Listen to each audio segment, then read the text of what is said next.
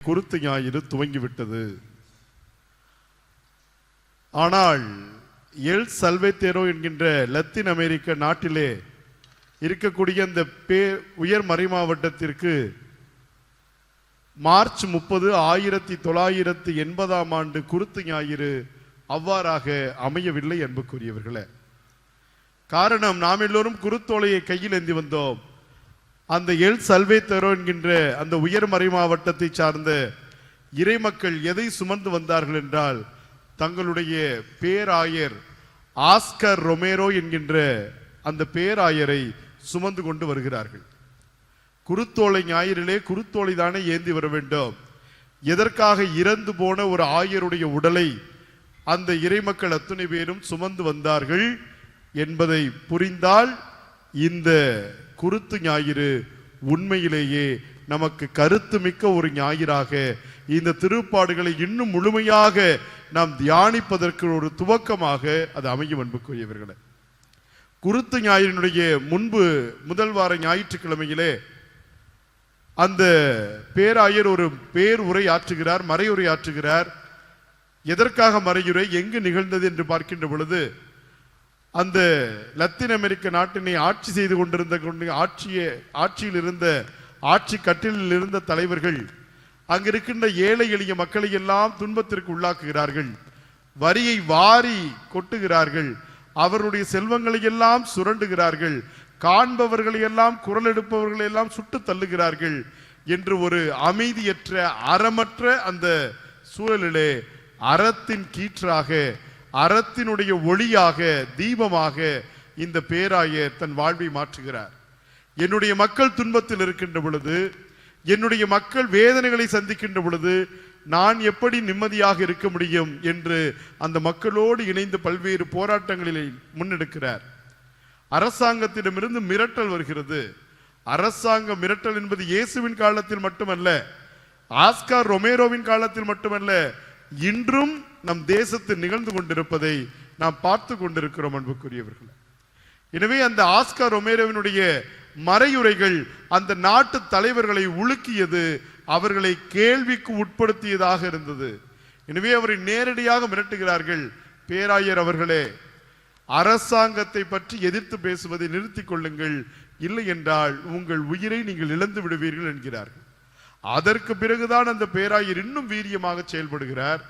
அவர் அந்த பேருரை ஆற்றுகின்ற பொழுது சொல்லுகிறார், ஏழை எளிய மக்களை நசுக்குகின்ற பொழுது நீங்கள் நசுக்குவது அந்த ஏழை எளியவர்களை அல்ல, கடவுளையே நீங்கள் நசுக்கிறீர்கள், அதற்கு நீங்கள் கணக்கு கொடுக்க வேண்டும் என்று மறையுரை ஆற்றிவிட்டு அடுத்த நாள் திங்கட்கிழமை காலை தன்னுடைய மறை மாவட்டத்தில் இருக்கின்ற அருட்சகோதரிகள் நடத்துகின்ற ஒரு மருத்துவமனையிலே அந்த பேராயர் திருப்பலி நிறைவேற்றுகிறார். அன்புக்குரியவர்களே, ஒவ்வொரு குருவானவரும் திருப்பலியிலே பாடுகிறாரே, இவர் வழியாக இவரோடு இவரில் என்று அந்த அப்பத்தையும் ரசத்தையும் தன்னுடைய கரத்தில் ஏந்தி கொண்டிருக்கின்ற பொழுது நேரில் இருந்து எதிரில் இருந்து அந்த ஆலய வாயிலில் இருந்து 2 குண்டுகள் அவருடைய மார்பிலே பாய்கின்றது.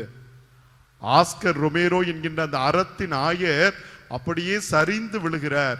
அவர் கையில் இருந்த இயேசுவின் ரத்தம் அவர் மீது சிந்துகிறது. அவர் மார்பிலிருந்து பொங்கி வழிந்த ரத்தமும் இயேசுவின் ரத்தமும் ஒன்றாய் கலக்கிறது. அன்புக்குரியவர்கள், ஒவ்வொரு குருவானவரும் திருப்பலியை நிறைவேற்றுகின்ற பொழுது இயேசுவினுடைய பதிலாளாக இருந்து நிறைவேற்றுகிறார்கள், இயேசுவாக நிறைவேற்றுகிறார்கள் என்பதை தன்னுடைய இரத்தத்தை சிந்தி அந்த இயேசுவின் இரத்தத்தை மகிமையடைய செய்த அந்த பேராயரினுடைய உடலை சுமந்து கொண்டுதான் அந்த எல் சல்வேத்தேரோ என்கின்ற நாட்டை சார்ந்த அந்த மறை மாவட்டத்தை சார்ந்த அந்த மக்கள் குருத்தோலை பவனியை கொண்டாடுகிறார்கள். அந்த குருத்தோலை பவனி கொண்டாட்டத்திற்கு பிற்பாடு அந்த மறை மாவட்டத்தில் மிகப்பெரிய மாற்றம் வருகிறது. அந்த நாட்டிலே மிகப்பெரிய எழுச்சி வருகிறது. அநீதியாக ஆட்சி செய்து கொண்டிருந்தவர்கள் தூக்கி எறியப்படுகிறார்கள். மக்களுக்கான ஆட்சி மலர்வதற்கு அந்த குருத்தோலை ஞாயிறு ஒரு அடிப்படையாக அமைந்தது. அன்புக்குரியவர்களே, அந்த ஆயரை திருச்சபை கூட பல நேரம் கை நெகிழ்ந்தது. அவர் ஏன் இப்படியெல்லாம் பேசுகிறார் என்று திருச்சபை தலைவர்களே கேள்வி கேட்டார்கள். ஆனால் அதற்கு பிற்பாடு 2018 எந்த லத்தீன் அமெரிக்க நாட்டிலிருந்து அந்த பேராயர் வந்தாரோ அதே லத்தீன் அமெரிக்க நாட்டிலிருந்து அர்ஜென்டினாவிலிருந்து திருத்தந்தையாக தேர்ந்தெடுக்கப்பட்ட நம்முடைய திருத்தந்தை பிரான்சிஸ் அவர்கள் அவரை புனிதராக்குகின்ற அந்த முயற்சியை முடுக்கி விடுகிறார். 2018 அவரிடம் அந்த கோப்பை கொண்டு வருகிறார்கள். திருத்தந்தை அவர்களே, இந்த ஆஸ்கர் ரொமேரோவை புனிதராக்குவதற்கு 2 புதுமைகள் தேவை, ஒன்றுதான் நிகழ்ந்திருக்கிறது, இன்னும் ஒன்று குறைவுபடுகிறது என்று சொல்கிறார்கள். திருத்தந்தை பிரான்சிஸ் அந்த புனிதராக உயர்த்துகின்ற பேராயத்தினுடைய பொறுப்பு கர்தினாலை பார்த்து சொல்கிறார், கர்தினால் அவர்களே, ஆஸ்கர் ரொமேரோவினுடைய வாழ்வே ஒரு அற்புதம், எனவே அதையும் ஒன்றில் கணக்கில் எடுத்துக் கொள்ளுங்கள், அவரை இந்த ஆண்டே நாம் புனிதராக அறிவிப்போம் என்றார். சொன்னபடி 2018 பேராயர் ஆஸ்கர் ரொமேரோ மனித உரிமை போராளிகளினுடைய பாதுகாவலராக புனிதராக உயர்த்தப்பட்டார். Praise the lord, praise the lord. அன்புக்குரியவர்களே, ஒவ்வொரு குருத்தோலை பவனியும் நாம் நினைப்பது போல இந்த கையிலே குருத்துக்களை ஏந்தி கொண்டு ஓசன்னா பாடுவோம் தாவீதின் மகனுக்கு என்று பாடி வைத்துவிட்டு மறையுறை நேரத்திலே அழகழகான சிலுவைகளை செய்து கொண்டு வீட்டிற்கு கிளம்புகின்ற ஒரு வாடிக்கையான கொண்டாட்டம் இல்லை. இது ஒரு வழக்கமான கொண்டாட்டம் இல்லை என்பதற்குரியவர்களே. சிலுவை செய்வதற்கான நாளல்ல இந்த குருத்தோலை கொண்டாட்டம். நாம் சிலுவைகளாக, அந்த சிலுவையில் தொங்கி இயேசுவாக நம்மையே மாற்றி அமைத்துக் கொள்வதற்காக அழைப்பு விடுக்கின்ற நாளாக இந்த நாள் அமைந்திருக்கிறது. இன்றைய முதல் வாசகத்தை நாம் வாசிக்க கேட்டோம். கடவுளினுடைய துன்புறும் ஊழியன் எத்தனை வேதனைகளுக்கு உள்ளாக வேண்டும், எத்தனை நிந்தை அவமானங்களுக்கு ஆட்பட வேண்டும். அந்த பேராயர் எப்படி தன் மக்களுக்காக தன் உயிரை கொடுக்கின்ற அந்த நிலைக்கு வந்த பொழுதும் நான் அறத்திற்காக நிற்பேனே ஒழிய நான் ஒருபோதும் அடிபணிய மாட்டேன் என்று எதிர்த்து நின்றார், நீதியாய் நின்றார். இயேசுவினுடைய சாட்சியாக, இரத்த சாட்சியாக. இதோ பல ஆண்டுகள் இல்லை என்பதற்குரியவர்களே, ஒரு 40 ஆண்டுகளுக்கு முன்பாக நிகழ்ந்த நிகழ்வு. ஏன் உங்களையும் என்னையும் இது போன்ற நிகழ்வுகள் தொடுவதே இல்லை? காரணம், நாமும் அதை தொடுவதில்லை என்பதற்குரியவர். துன்புறும் ஊழியனாக இன்று எசையா புத்தகத்திலிருந்து நாம் வாசிக்க கேட்ட அந்த வாசகங்கள் தன் முகத்தில் துப்பியவர்களுக்கு அவர் முகத்தை மறைத்துக் கொள்ளவில்லை, அவர் தன் முகத்தை பாறையாய் வைத்திருந்தார் என்ற அந்த வார்த்தைகளை கேட்கின்ற பொழுது ஒரு நிமிடம் எண்ணி பார்த்திருப்போமா? இந்த இயேசுவின் பெயரிலால் நான் நிந்தை அவமானத்திற்கு உட்படுகின்ற பொழுது முதலில் நாம் நிந்தை அவமானங்களுக்கு உட்படுகிறோமா? அன்புக்குரியவர்களே, எப்பொழுது தெரியுமா நாம் நிந்தை அவமானங்களுக்கு உட்படுவோம்? நாம் சமரசம் செய்து கொள்ளாமல் இருக்கின்ற பொழுதுதான். நம்ம இப்ப எல்லாமே ரொம்ப ஈஸியா சமரசம் பண்ணிடுறோம். சமரசம் பண்றதுன்னா என்ன? காம்ப்ரமைஸ் அப்படி சொன்னாதான் புரியும். தமிழ்ல காம்ப்ரமைஸ் சொன்னாதான் புரியும். சமரசம். ஒரே ஒரு உதாரணம் சொல்லட்டுமா? இப்ப தவக்காலத்துல நம்ம எல்லாம் என்ன பண்ணுவோம்? எது பண்றோமோ இல்லையோ கவிச்சு சாப்பிடாம இருக்குங்கிறது, அதாவது அசைவ உணவு சாப்பிடாமல் இருக்கிறோம் என்பது ஒரு பெரிய சாதனையாக வந்துருப்போம். இன்னும் 1 வாரம் ஃபாதர், இன்னும் 7 நாள் முடிஞ்சிருச்சுன்னா பாருங்க என்ன நடக்குதுன்னு. அன்புக்குரியவர்களே, அந்த சமரசத்தின் ஒரு அடையாளத்தை சொல்கிறேன். இப்ப எல்லாம் பொதுவா என்ன சொல்றாங்க? முட்டை அசைவமே இல்ல ஃபாதர், அது சைவம் தான் ஃபாதர். நீங்க வேற இன்னும் பழைய காலத்து ஆளா இருக்கீங்க, முட்டை சாப்பிடலன்னா எப்படிமா? அது அறிவியல் பூர்வமாக சொல்லி கொடுக்குறாங்க. எப்படி ஃபாதர்? நீங்க அந்த முட்டையை கொண்டு போய் நீங்க அடை வச்சீங்கன்னா குஞ்சு பொரிக்கணும் ஃபாதர். அப்பதான் அது என்ன முட்டை? நான்வெஜ் முட்டை. நாட்டுக்கோழி முட்டை தான் அது நடக்கும். பிராய்லர் கோழி அது தானா அது கொடுக்கப்பட்ட உணவுனால, அந்த தீவனத்தினால அது முட்டை போடுது ஃபாதர். சேவலோடு இணைந்து போடுவதில்லை ஃபாதர். எனவே அதில் உயிர் வராது ஃபாதர். உயிர் இல்லாத முட்டை எதுல வச்சுக்கலாம் ஃபாதர்? காய்கறியில வச்சுக்கலாம் ஃபாதர். ஒரு சின்ன எடுத்துக்காட்டு. ஒரு முட்டைக்காக நாம் என்ன செய்து கொண்டிருக்கிறோம்? நம்முடைய நிலைப்பாடுகளை சமரசம் செய்து கொள்கிறோம், காம்ப்ரமைஸ் பண்ணிக் கொள்கிறோம். Price the lord, praise the Lord. இவ்வளவுதான் அன்புக்குரியவர்களே. இது ஒரே ஒரு பானை சோற்றுக்கு ஒரு சோறு, எவ்வளவுதான். இப்படி எண்ணி எடுத்து பார்த்தோம் என்றால் நம்முடைய வாழ்க்கையே சமரசத்தில் தான் ஓடிக்கொண்டிருக்கிறது. ஏனென்றால் நாம் மழுங்கி போய்விட்டோம், பழகி போய்விட்டோம். எதிர்த்து நிற்பதற்கல்ல, வளைந்து கொடுப்பதற்கு நாம் பழகி போய்விட்டோம். இதனால் வருகின்ற விளைவுகள் தான் அன்புக்குரியவர்களே. ஆனால் காரி உமிழ்பவர்களுக்கு என் முகத்தை நான் மறைக்கவில்லை, என்னை துன்புறுத்துபவர்களை நான் எதிர்த்து பேசவில்லை என்பது ஆண்டவர் தன்னுடைய அந்த நிலைப்பாட்டிலே நிலைத்து நிற்பதை காட்டுகிறார்.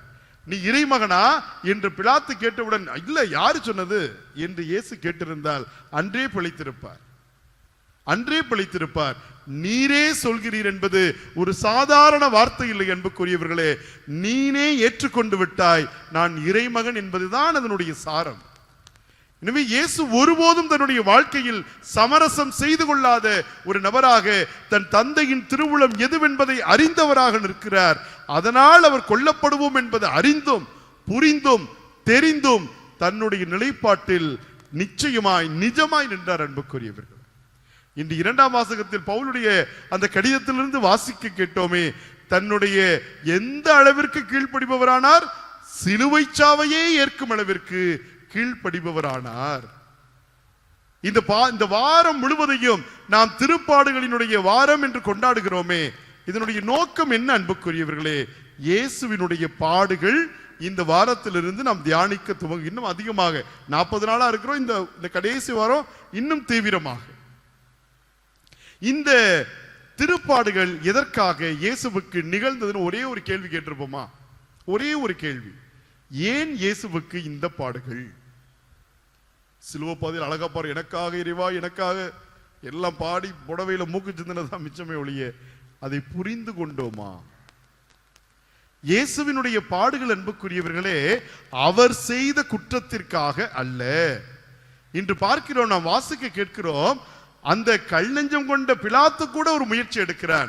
இந்த இயேசுவை காப்பாற்ற வேண்டும் என்பதற்காக நீங்கள் பரபாசை விடுதலை செய்ய வேண்டுமா அல்லது நீங்கள் இயேசுவை விடுதலை செய்ய வேண்டுமா? எல்லாரும் என்ன சொல்றாங்க? யாரை விடுதலை செய்ய வேண்டும்? பரபாவை விடுதலை செய்ய வேண்டும். நீங்களும் நானும் அந்த கூட்டத்தில் இருந்த யாரை விடுதலை செய்யணும்னு சொல்லியிருப்போம்? சொல்லியிருக்கவே மாட்டோம். பிளீஸ் ஏத்துக்குங்க, நானும் சரி நீங்களும் சரி, யாரை சொல்லியிருக்க மாட்டோம். நாமளே யாருடைய வாரிசுகள்? அவர்களுடைய வாரிசுகள் தான். நாம் இயேசுவினுடைய வாரிசுகளாக இருந்திருந்தால் இப்படி ஒரு வாழ்வு வாழ மாட்டோமே அன்புக்குரியவர்களே. நீங்கள் உண்மையை சொல்றேன், நீங்களும் நானும் இயேசுவினுடைய சீடர்களாக சீடத்திகளாக இருந்தோமே என்றால் இன்று எத்துணை பேர் இயேசுவை பின்பற்றி இருக்க வேண்டும். இன்று எத்துணை பேர் இயேசுவினுடைய நாமத்தினால் அவருடைய திரு உடலாக திருச்சபையில இணைந்திருக்க வேண்டும். ஏன் அன்புக்குரியவர்களே, இந்தியா முழுமையிலும் 2% கூடவே இல்லை. நோக்கம் என்ன? காரணம் என்ன? நாம் இன்னும் இயேசுவினுடைய வழித்தோன்றலாக வாழ கற்றுக்கொள்ளவில்லை. இந்த தவக்காலத்தினாச்சும் அவர் ஏற்றுக்கொண்டேதான் ஆக வேண்டும். இன்னும் நாம் பரபாசை விடுதலை செய்து இயேசுவைத்தான் சிலுவையில் ஏற்றிக்கொண்டே இருக்கிறோம். ஏனென்றால் அவர்களுக்கு என்ன பிரச்சனை? இயேசு என்கின்ற ஒரு நல்ல மனிதன் நமக்கு தொந்தரவு தந்து கொண்டே இருக்கிறார். எங்கெல்லாம் நல்லது செய்கிறவர்கள் இருக்கிறார்களோ அவர்கள் தொந்தரவாக பார்க்கப்படுவார்கள். எங்கெல்லாம் நேர்மையாளர் ஒருவர் பணி செய்கிறாரோ அவர்கள் மற்றவர்களுக்கு அச்சுறுத்தலாய் இருப்பார்கள். அவரை எப்படி சரிப்பது, அவரை எப்படி சாய்ப்பது, அவரை எப்படி ஒன்றுமில்லாமல் செய்வது என்பதில் தான் நம்முடைய நேரத்தையும் கவனத்தையும் நாம் செலவிடுகிறோமே ஒழிய ஒரு நல்லது செய்பவருக்கு எப்படி கரம் கொடுக்க வேண்டும், அவருக்கு எப்படி துணை நிற்க வேண்டும் என்று நாம் ஒருபோதும் சிந்திப்பதில்லை. இது மறை மாவட்டங்களிலும் ஆலயங்களிலும் மட்டுமல்ல, குடும்பங்களிலும் நாடுகளிலும் தெருக்களிலும் இதுதான் அன்புக்குரியவர்களே. இன்னும் எளிமையான ஒரே ஒரு கேள்வியை கேட்கிறேன். இயேசுவை சிலுவையில் அறைய திட்டமிட்டவர்கள் பிலாத்தா, தலைமை குருக்களும் பரிசேயரும் சதுசேயருமா? பிலாத்தா? பிலாத்துக்கு என்னன்னே தெரியல, அவன் தூங்கி எந்திரிச்சு வந்து நிக்கிறான், கொண்டாந்து இழுத்து வந்து நிக்கிறாங்க. அப்ப இதுல யாருக்கு பங்கு இல்ல? யாருதான் காரணம்? தலைமை குரு, பரிசேயர், சதுசேயர். இவங்கெல்லாம் யாரை கும்பிடுறவங்க? கடவுளை வணங்குபவர்கள். எருசலேம் ஆலயத்தில் போய் பழி செலுத்துபவர் தலைமை குரு. ஆக ஒரு கடவுளினுடைய மகனை கொல்வதற்கு யார் வருகிறார்கள்? கடவுளை நம்பியவர்கள் தான் முயற்சித்தார்களே ஒழிய கடவுள் நம்பிக்கை இல்லாதவர்கள் அல்ல. Price the lord, praise the Lord. ஆக கடவுளினுடைய மகனான இயேசுவை கொல்வதற்கு திட்டம் தீட்டியவர்கள், சதி செய்தவர்கள், அந்த இயேசுவே தந்தையாக பார்த்து கொண்டிருந்த அந்த கடவுளை தங்கள் கடவுளாக ஏற்றுக்கொண்டவர்களை ஒழிய புறவினித்த மக்களோ கடவுள் நம்பிக்கை இல்லாத அந்த ஆட்சியில் இருந்தவர்களோ அல்ல. ஒரு தெளிவு கிடைக்குதா? அப்ப பிரச்சனை யாரிடம் தான் இருக்கிறது? கடவுளை நம்புபவர்களிடம் தான் இருக்கிறது. இங்க இருக்கவங்களை யாரெல்லாம் கடவுளை நம்புறோம்? Price the Lord. இப்ப கடவுளை நம்பலையா? சொல்லுங்க, கடவுளை நம்புபவர்கள் பிரைஸ் தி லார்ட். அப்ப இயேசுவை கொன்றது 1 + 1 = 2. நீங்களும் நானும் 1, அப்ப 2 தான் ஆன்சர் வரணும். இதுதான் நம்பிக்கை, இதுதான் நிதர்சனம், இதுதான் நிஜம். அன்புக்குரியவர்களே, இயேசுவை கொன்றவர்கள் நாம் தான். இந்த மனநிலைக்கு முதல்ல வந்தாதான் அடுத்த வருஷம் ஆச்சு இயேசுவை எப்படி கொல்லாம காப்பாற்றலான்னு ஒரு முடிவுக்கு வர முடியும். அன்புக்குரியவர்களே, அடுத்து இரண்டாவதாக நாம் பல நேரங்களில் என்ன நினைத்துக் கொண்டிருக்கிறோம்? பைபிள் படிச்சுட்டா மோட்சம் போயிருவோம் ஃபாதர். பைபிள் படிங்க, நீங்க மோட்சம் போயிருவீங்க. அப்படியா? ஒரே ஒரு உதாரணம் சொல்றேன். நீங்க ஒரே காய்ச்சல், தலைவலி, டாக்டர்கிட்ட போறீங்க. டாக்டர் என்ன எழுதி கொடுப்பாரு? மாத்திரை எழுதி கொடுப்பார். அந்த மாத்திரை யார் மட்டும் தான் படிக்க முடியும்? மருந்து கடைக்காரர் மட்டும் தான் படிக்க முடியும். நீங்கள் நானும் தலையிலனாலும் படிக்க முடியும். அப்படி ஒரு கையெழுத்தா இருக்கு. நீங்க வாங்கிட்டீங்க, டாக்டர் கொடுக்கிறாரு, 500 ரூபாய் ஃபீஸ் கொடுத்து மாத்திரையை வாங்கிட்டு நேரா வீட்டுக்கு வந்துட்டீங்க. ஏன்? டெய்லி அந்த மாத்திரையை படிச்சுட்டு நான் தூங்கினா உடம்பு சரியாயிரும். டெய்லியோ அந்த பிரிஸ்கிரிப்ஷனை படிச்சுட்டு நான் படுத்துட்டேன்னா காய்ச்சல் சரியா போயிரும் நினைப்பது புத்திசாலித்தனமா? இல்லை. அப்படி என்றால் விவிலியத்தை படித்துவிட்டு திருப்பாடல்களை மனனம் செய்துவிட்டு மத்தேயு 4:11 அதை சொல்கிறது, லூக்கா 4:8 இதை சொல்கிறது என்றெல்லாம் சொல்லிவிட்டு அன்புக்குரியவர்களே, 1000 அல்லேலூயா, 10,000 பிரைஸ் தி லார்ட் எல்லாம் சொல்லிட்டு பிரதர் சிஸ்டர்னு பேசிட்டு ஒரு பெரிய குழியா தோண்டுகிறோம் என்றால், இந்த விவிலியம் ஒரு டாக்டர் எழுதி கொடுத்த மருந்து சீட்டுக்கு ஒப்பானது. கடவுள் நம் மீட்படைவதற்கு என்ன செய்ய வேண்டும் என்பதை விவிலியத்திலே கொடுத்திருக்கிறார். அந்த விவிலியத்தை படித்து அதை வாழாமல் வெறும் வார்த்தையில் மட்டும் வைத்திருப்பவர்கள் ஒருபோதும் மீட்படைய முடியாது. Price the lord, praise the Lord. மருந்து எழுதிய பேப்பர் தான் பைபிள். அந்த மருந்தை சென்று வாங்கி உண்டால்தான் சுகம் கிடைக்கும். விவிலியத்தை வாசித்து அதன்படி வாழ்ந்தால்தான் மீட்பு கிடைக்குமே ஒழிய மனப்பாடம் செய்வதனால், அதை அங்கிருந்து இங்கு வரை தலைகீழாக சொல்வதனால் ஒரு மாற்றம் நிகழ்ந்து விடாது. இதுதான் பரிசேயர், சதுசேயர், தலைமை குருவினுடைய நிலைமை. அவர்களுக்கு மறைநூல் தெரியும், அவர்களுக்கு சட்டங்கள் தெரியும், அவர்களுக்கு என்ன தெரியாது?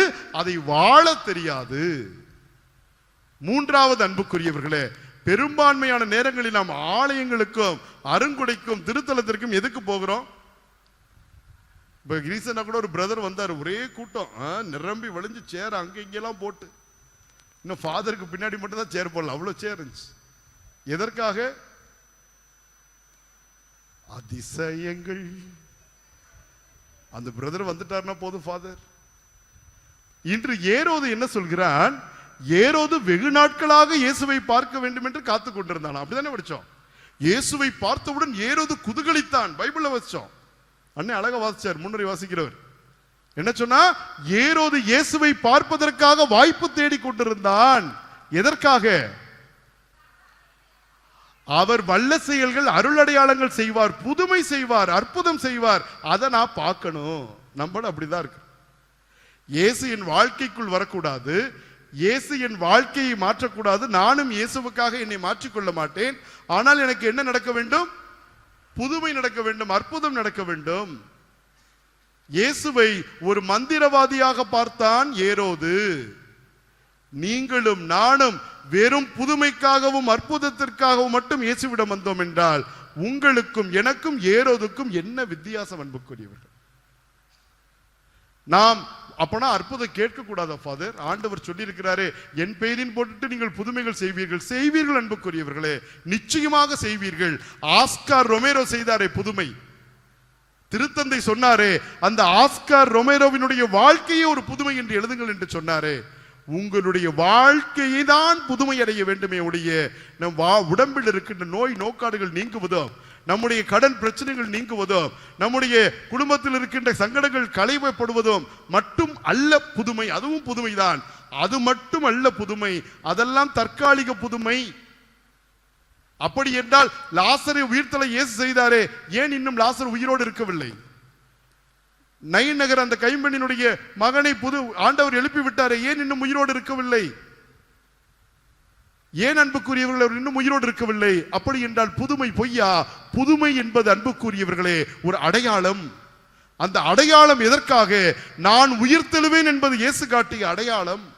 அந்த அடையாளம் எதற்காக கொடுக்கப்படுகிறது? நீங்கள் மனம் திரும்பி நற்செய்தி நம்புங்கள் என்ற இறையாட்சியினுடைய அந்த திட்டத்தை புரிந்து கொள்வதற்காக வழங்கப்பட்ட ஒரு அடையாளம்.